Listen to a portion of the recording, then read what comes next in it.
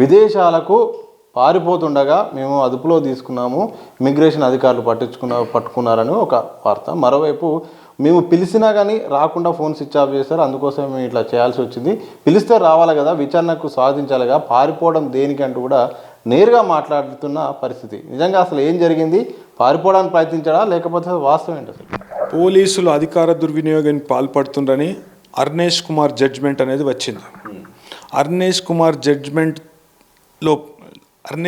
Kumar జడ్జ్మెంట్ను implement చేయడంలో భాగంగా కేంద్ర ప్రభుత్వం 41A అనే సవరణ తీసుకొచ్చింది.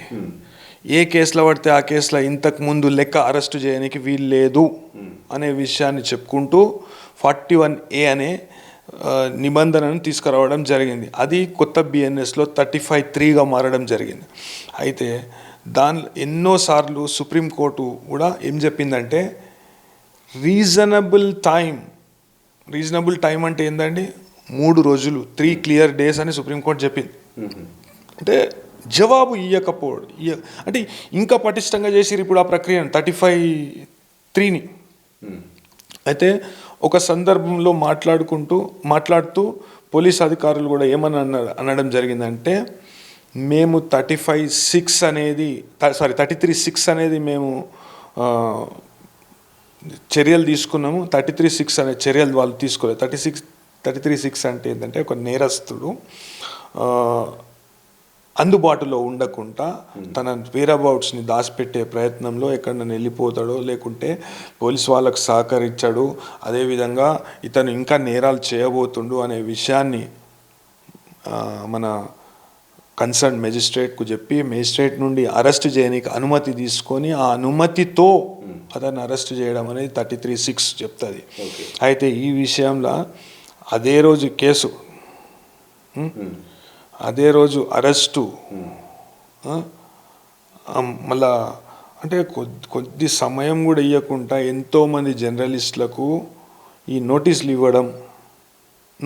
ఇచ్చినా అని చెప్పడం. మెజిస్ట్రేట్ రిమాండ్ ఎందుకు చేస్తారు, రిజెక్ట్ చేస్తారు? ప్రాథమిక కారణం ఏంటంటే వాళ్ళకి నోటీస్ ఇవ్వలేదని రిజెక్ట్ చేసింది.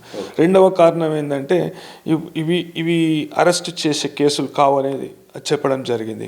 అదేవిధంగా బెయిల్ ఇవ్వడానికి మూడో కారణం ఏంటంటే దీనిలో ఎవరైతే బాధితురాలు ఎవరైతే ఉన్నారో బాధితురాలు పేరు లేకపోవడం, బాధితురాలు తరఫున నేను కంప్లైంట్ చేస్తా, ఇది బాధితురాలు తరఫున ఆయన కంప్లైంట్ చేయలేదు, సంఘం తరఫున చేసింది. ఇప్పుడు న్యూస్ ఏమని వచ్చింది, ఒక మహిళా అధికారిని అన్నారు కానీ అందరు ఐఏఎస్ ఆఫీసర్లు మహిళా ఐఏఎస్ ఆఫీసర్లు ఏదో తప్పు చేసిండ్రు అనే విషయాన్ని అట్లా చెప్పలే కదా. ఆ భావన వచ్చేటట్టు ఆ భావం వచ్చేటట్టు అయితే చెప్పలే కదా. అయితే సంఘం ఎట్లా కంప్లైంట్ చేస్తుందండి?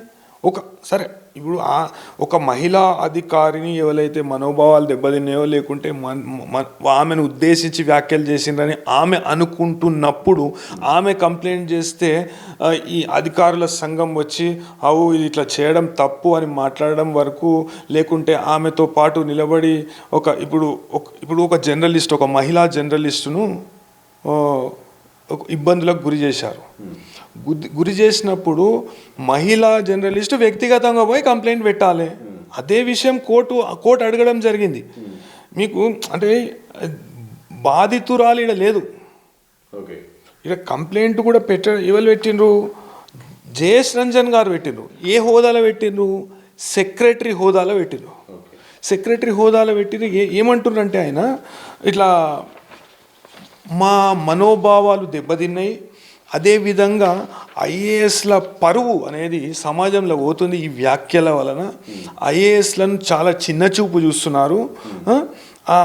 ఇంకొకటి ఇవన్నీ వీళ్ళు చేసిన వ్యాఖ్యలన్నీ తప్పు, దీనికి ఎటువంటి ఆధారాలు లేవు అనే విషయాన్ని గతంలో చాలా కేసెస్లో సుప్రీంకోర్టు ఏం చెప్పిందంటే వార్తలు ప్రసారం చేయడం అనేది అది నేరం కింద రాదు. వార్తలను ఉద్దేశపూర్వకంగా ఒక వ్యక్తి మనోభావాలను కించపరిచే విధంగా, లేకుంటే ఒక వ్యక్తిని సమాజంలో చాలా దిగువ స్థాయిలో కింది స్థాయిలో చూపెట్టే ఆలోచనతో, లేకుంటే తప్పును ఒప్పుగా చెప్పడం, ఒప్పును తప్పుగా చెప్పడం, వక్రీకరించడం, ఇట్లాంటివన్నీ కించపరిచే ప్రొవిజన్స్ అంటే డిఫమేషన్ లాగా అట్లాంటి దాని లెక్క వస్తాయి అని చెప్పడం జరిగింది. అయితే దీనిలో ఇంత ఉత్సాహం ప్రవర్తించే అవసరం అనేది లేదు. నేను ఏ దృష్టిలో చూస్తున్నానంటే, జర్నలిస్టుల వృత్తి స్వేచ్ఛకు భంగం వాటిల్లే విధంగా, జర్నలిస్టుల వృత్తి స్వేచ్ఛను హరించే విధంగా ప్రభుత్వము పూర్తి స్థాయిలో చర్యలు చేపడుతుంది. ఇకనైనా ఈ జర్నలిస్టుల జోలికి పోవడం మానుకోవాలి. ఇకనైనా ఎట్లా పడితే అట్లా, ఇప్పుడు ఐఏఎస్ ఆఫీసర్కు చట్టం వేరే కాదు, జర్నలిస్టులకు చట్టం వేరే కాదు. సమాజంలో ఎవరికైనా కానీ చట్టం ఒకటే, న్యాయం ఒకటే, న్యాయ సూత్రాలు ఒకటే. మీరు ఒక ఐఏఎస్ ఆఫీసర్ హోదాలో ఎన్నో విషయాలు, మీరు సమాజానికి ఎంతో మంచి చేయవలసిన వాళ్ళు ఒక జర్నలిస్టులపై వ్యక్తిగత కక్ష ఎందుకు అని నేను అడుగుతున్నా. జర్నలిస్టులపై ఇట్లాంటి ఆరోపణలు చేయడం ఎందుకు, ఇట్లాంటి తప్పుడు కేసులు పెట్టుడు ఎందుకు అని నేను అడుగుతున్నా. జర్నలిస్టులను వాళ్ళ వృత్తి వాళ్ళని చేసుకోనివ్వండి అని నేను అడుగుతున్నా. ఇప్పుడు ఎవరన్నా మనోభావాలు దెబ్బతిని ఉంటే, ఎవరికన్నా వ్యక్తిగతంగా ఇబ్బంది కలిగి ఉంటే ఆ వ్యక్తి రావాలి. ఇప్పుడు ఆ సీనియర్ మంత్రి ఎవరండి? సీనియర్ మంత్రి పేరు చెప్పినరా? సీనియర్ మంత్రి ఎవరినో అంటే ఎందుకు ఒక మంత్రి గారు ఎందుకు రెస్పాండ్ అవుతుండ్రు? రెస్పాండ్ అయ్యే అవసరమే లేదు. ఇప్పుడు మీడియాలో వచ్చిన ప్రతి కథనానికి రెస్పాండ్ అవుతారా? అది ఒక మనం మీడియా ముఖంగా చెప్పుకునే అవసరం లేదు, అది ఎక్స్ప్లెనేషన్ ఇచ్చే అవసరం లేదు. అట్లంటే ఇప్పుడు అంతర్జాలం అనేది ప్రపంచవ్యాప్తంగా ఉంటుంది. ఇప్పుడు ఈ సాంకేతికత అనేది పెరుగుతుంది. ఇప్పుడు ఇంతకుముందు లెక్క పూర్తి స్థాయిలో స్వేచ్ఛను మేము నియంత్రిస్తాము, సంఖ్యలు వేస్తామంటే ఊకునేటోళ్ళు ఎవరు లేరు. వాస్తవానికి ఈ విషయాన్ని ఇప్పుడు నేషనల్ హ్యూమన్ రైట్స్ కమిషన్ కూడా దేశవ్యాప్తంగా జర్నలిస్టులపై అక్కడక్కడ ఇప్పుడు వాళ్ళ వ్యక్తి స్వేచ్ఛకు భంగం కలిగిస్తున్నారు, వాళ్ళ వృత్తి స్వేచ్ఛకు భంగం కలిగిస్తున్నారు. ఎంతోమంది జర్నలిస్టులపై ఎన్నో అకృత్యాలు జరుగుతున్నాయి. ప్రభుత్వాలు అంటే వాళ్ళకి నచ్చని రాజకీయ పార్టీలకు వ్యతిరేకంగా ఏదైనా న్యూస్ ప్రచారం చేస్తే, ఏదైనా న్యూస్ చెప్తే, ఏదైనా రిపోర్ట్స్ చేస్తే రాజకీయ కక్షలతో జర్నలిస్టులపై దాడులకు దిగుతున్నారు, జర్నలిస్టుల ప్రాణాలు తీస్తున్నారు అనే విషయాన్ని సందేశ్ ఖాళీలో జరిగిన సంఘటన, అది చాలా famous. National human rights commission దాన్ని సుమోటోగా కాగ్నిజన్ తీసుకొని ఆ జర్నలిస్ట్ పై ఎందుకు మీరు ఇట్లా జర్నలిస్ట్ని ఆయనను చంపడానికి కారణం ఏంది పూర్తి స్థాయిలో మానిటర్ చేసిన సంఘటన మనకు జరిగింది.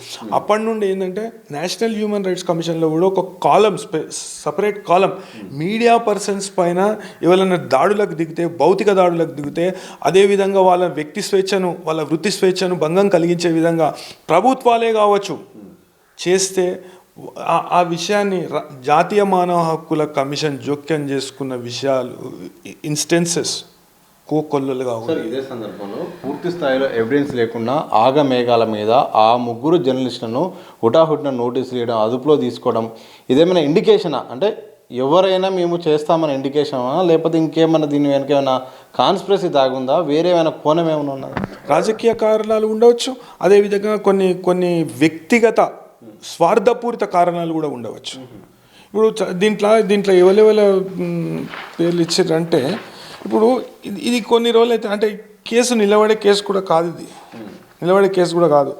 ఇప్పుడు సరే పేర్లు ఎందుకు కానీ, ఇప్పుడు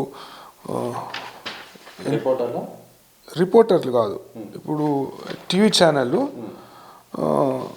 ఇక తెలుగు స్క్రైబ్ అట, ఇది యూట్యూబ్ ఛానల్ ఒకటి, ఎంఆర్ మీడియా అట, ఇది కూడా ఒక YouTube channel, prime nine Telangana YouTube channel, prime nine ఇది కదా మన న్యూస్ ఛానల్, పివి న్యూస్ అట 6, ఇంకోటి సిగ్నల్ టీవీ, వాల్గా టైమ్స్, ఇంకా ఇక మిర్రర్ టీవీ అఫీషియల్, ఇక టీ న్యూస్ అయితే ఉంటూనే ఉంటుంది, యాజ్ యూజువల్గా ఉంటుంది. సరే, ఇప్పుడు అంటే ఈ ఛానల్లే వాళ్ళ దృష్టికి వచ్చినట్టున్నాయి. అంటే ఐఏఎస్ ఆఫీసర్లను కించపరిచేటట్టు మాట్లాడడము, లేకుంటే ఇది చేయడము, అది చేయడం, ప్రజెంట్ చేసినందుకు. వాస్తవానికి ఆ వార్తలో ఒక ఐఏఎస్ మహిళా ఐఏఎస్ అధికారిని ఉద్దేశించిన చేసిన వ్యాఖ్యలు ఏడ కూడా కనబడతలేవు. అంటే ఇప్పుడు సర్వీస్లో ఉన్న ఒక మహిళా ఐఏఎస్ అధికారిని ఉద్దేశించి చేసినట్టు కనబడితే ఆ మహిళా అధికారిని వచ్చి ఒక కంప్లైంట్ చేయడం అనేది కామన్గా జరిగే విషయం. అయితే దీంట్లో అందరూ చాలామంది మహిళా ఐఏఎస్ ఆఫీసర్లు తప్పుడు మార్గంలో కొన్ని పనులు చేశారు, లేకుంటే కొంతమంది మంత్రులు ఈ మహిళా ఐఏఎస్ ఆఫీసర్లను వేధిస్తున్నారు అని ఏదైనా వార్త వచ్చినుంటే ఇది నిజం కాదు, సంఘం తరఫున మేము ఖండిస్తున్నాము, లేకుంటే సంఘం తరఫున మేము కంప్లైంట్ పెడుతున్నాము, దీనిలో ఉన్న నిజాలు ఎంత అనేది ఇప్పుడు ఒక జర్నలిస్టుకు ప్రొటెక్షన్ అనేది ఉంటుంది. వార్తలు ఇప్పుడు ఏ విధంగా పోలీస్ అధికారులకు కానీ, న్యాయవాదులకు కానీ, న్యాయమూర్తులకు కానీ చట్టము లేకుంటే రాజ్యాంగము ఒక రక్షణ కల్పిస్తుంది. Action taken in good faith.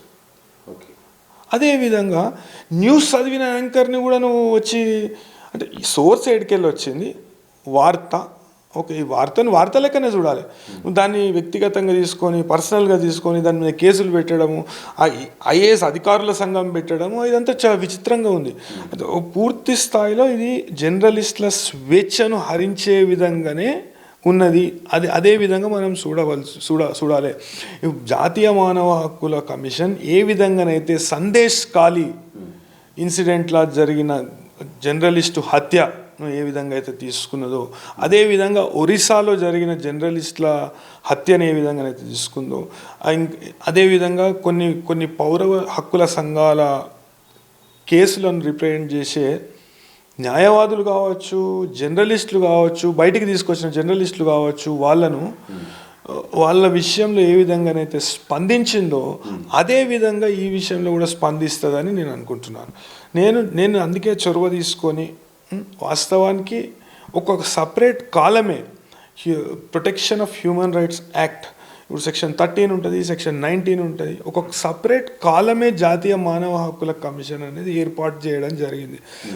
దేశవ్యాప్తంగా ఏడన్నా జర్నలిస్టులపై అక్రమంగా దాడులు జరిగినప్పుడు, లేకుంటే జర్నలిస్టులు వాళ్ళ వృత్తిపరంగా ఏదన్నా హింసను ఎదుర్కొన్నప్పుడు డైరెక్ట్ జాతీయ మానవ హక్కుల కమిషన్కు కంప్లైంట్ చేయవచ్చు అనే విషయాన్ని జాతీయ మానవ హక్కుల కమిషనే దానిలో ఏర్పాటు చేయడం జరిగింది.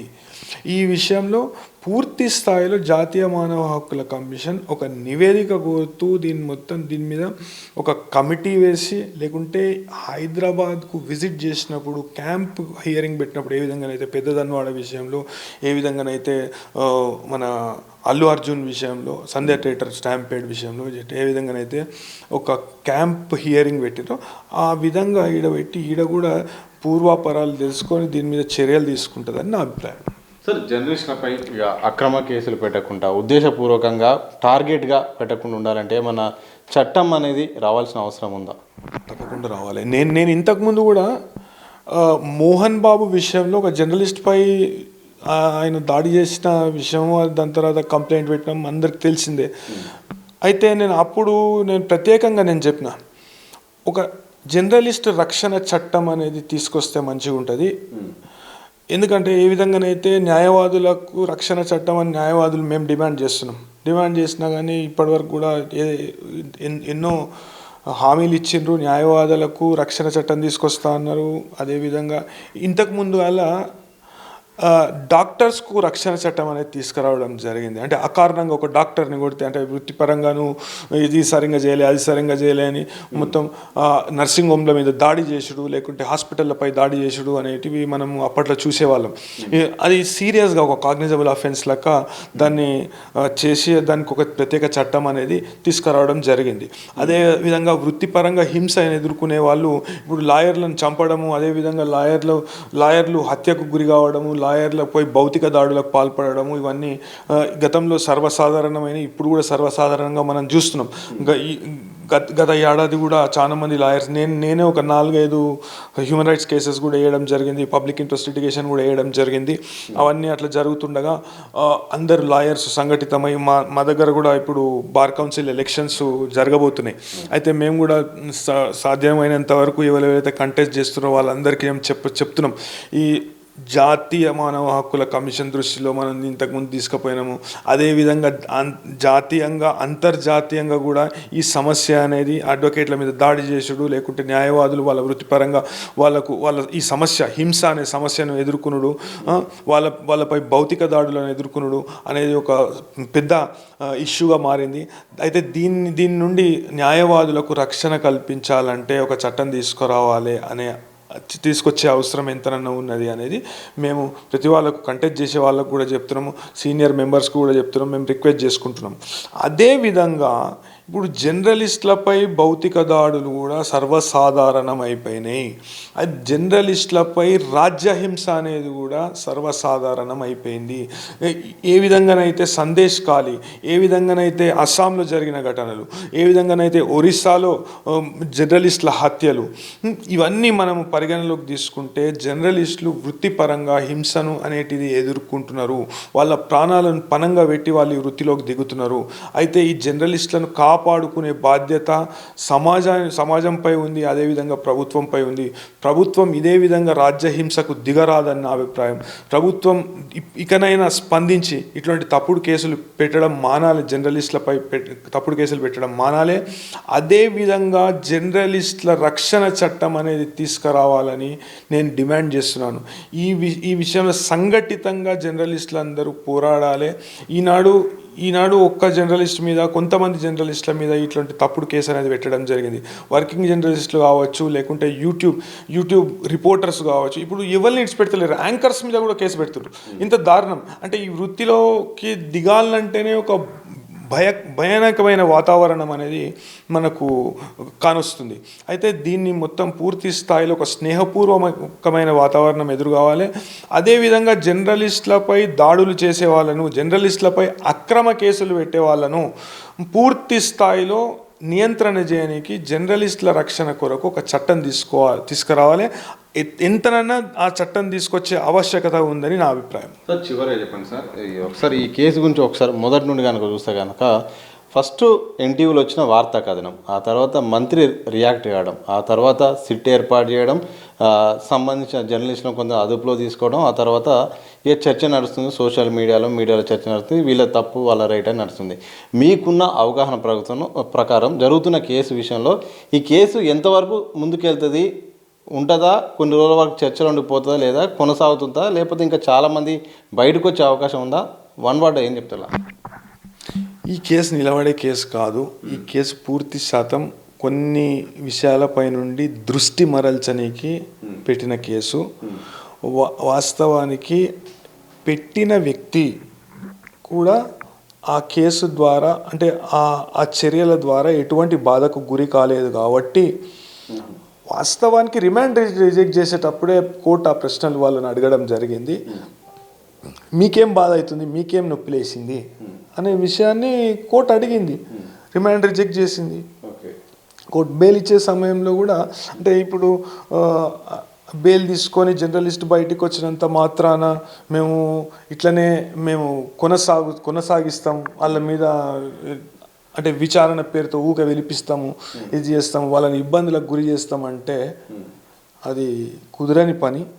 అదేవిధంగా నేను నా వ్యక్తిగత అభిప్రాయం ప్రకారం, అంటే నా వ్యక్తిగత స్వీయ అనుభవం ప్రకారం ఈ కేసు అనేది కొద్దిగా పెద్ద కోర్టు, హైకోర్టుకు తీసుకుపోయినా కానీ, సుప్రీంకోర్టుకు తీసుకుపోయినా కానీ ఈ కేసుని కొట్టేసే అవకాశాలే ఎక్కువ కనబడుతున్నాయి నాకు. మొత్తంగా ఎన్టీవీలో ప్రసారమైన కథనం, ఆ తర్వాత సిట్ ఏర్పాటు, జరుగుతున్న జర్నలిస్టుల అరెస్టు, ఆ తర్వాత బెయిల్ రావడం, ఇవన్నీ కథనాలు పరిస్థితులు చూస్తుంటే మాత్రం ఓవరాల్గా ఈ కేసు అనేది నిలబడే అవకాశం లేదు. సంబంధిత ఆధారాలు సరిగా లేవు. అలాగే కేసు పెట్టే విధానం మొదటి నుండి ఎక్కడ కూడా కేసు నిలబడేలాగైతే చేయలేదు. ఐఏఎస్ల సంఘము ముందుగా ఫిర్యాదు చేయడం, సంబంధిత ఎవరైతే ఉన్నారో ఆ అధికారిని కూడా ఎక్కడ పేరు ప్రస్తావించకపోవడం, అలాగే ఆమె నేరుగా కూడా ఎక్కడ ఫిర్యాదు చేయకపోవడం, ఆ తర్వాత అన్ని వ్యవహారాలు కనుక చూస్తే మాత్రం ఒక డైవర్షన్ కేసులాగా చూడాల్సిందే. దృష్టి మళ్లింపు, అలాగే ఏదో రాజకీయ ఇంకా వేరే కోణంలో పెట్టిన కేసు తప్ప ఈ కేసు అనేది ముందుకు సాగే అవకాశం లేదు. అలాగే జర్నలిస్టులపై దాడులు జరుగుతున్నాయి. చాలా ఇటు అడ్వకేట్లపై, అలాగే అందరితో పాటు జర్నలిస్టులపై కూడా దాడులు జరుగుతున్నాయి. ఇలాంటి సందర్భంలో అక్రమంగా కొందరిపై కేసులు కూడా నమోదు చేస్తున్నారు. తద్వారా ప్రశ్నించే గొంతుకులను కూడా వాళ్ళను సైలెంట్గా చేసే ఒక కుట్ర అయితే జరుగుతుంది. రాజ్యాలు అలా జరుగుతున్నాయి. అందుకోసమే జర్నలిస్టుల కోసం అయితే మాత్రం రక్షణ చట్టం రావాల్సిన అవసరం ఉంది. అలాగే జాతీయ మానవ హక్కుల సంబంధించిన విషయంలో కూడా ప్రత్యేకమైన దీనికి ఒక క్లాజ్ ఉండాల్సిన అవసరం కూడా ఉంది. ఎందుకంటే ప్రశ్నించే గొంతులు హరించే ప్రయత్నం రాజ్యాలు చేసినప్పుడు వాళ్ళకు తగ్గట్టు రక్షణ హక్కు లేకుండా మాత్రం ఇక ఎవరు కూడా ముందుకొచ్చి వార్తలను రాయడం కానీ చెప్పే ప్రయత్నం చేసే అవకాశం లేదు. కాబట్టి ఇక తప్పకుండా రక్షణ కూడా ఉండాల్సిన అవసరం ఉందని కూడా ఇమ్మనేని రామారావు గారు, సీనియర్ హైకోర్టు అడ్వకేట్ గారు అయితే మాత్రం సంబంధిత ఈ కేసు సంబంధించిన పూర్వపరాలు మొత్తం ఓవరాల్గా కూడా చెప్పే ప్రయత్నం చేశారు. కెనపర్స మసంతో సతీష్ దిశ టీవీ, హైదరాబాద్.